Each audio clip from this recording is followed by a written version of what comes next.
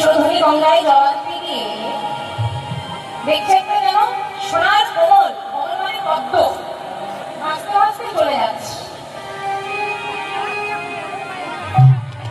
তা সোনার কমলটা যখন ভাসতে ভাসতে চলে যাচ্ছে, বিষ্ণুপ্রিয়া মনে মনে ভাবছে, আরে ওই যে সোনার কমলটা জলের মধ্যে ভাসছে, আমি ওই সোনার কমলটাকে ধরবো, সোনার কমলটাকে আমি ধরবো। বিষ্ণুপ্রিয়া কি করছে, ওই সোনার কমলটাকে ধরবার জন্য জলের মধ্যে নেমেছে। আর জলের মধ্যে যেই না নেমেছে, আর নামা মাত্র সোনার কমলটাকে যখন ধরতে যায়, সোনার কমলটা আস্তে আস্তে আস্তে আস্তে তত দূরে সরে যায়, তত দূরে সরে যায়। আর যত দূরে সরে যায়, বিষ্ণুপ্রিয়া তাকে ধরবো ধরবো মনে করে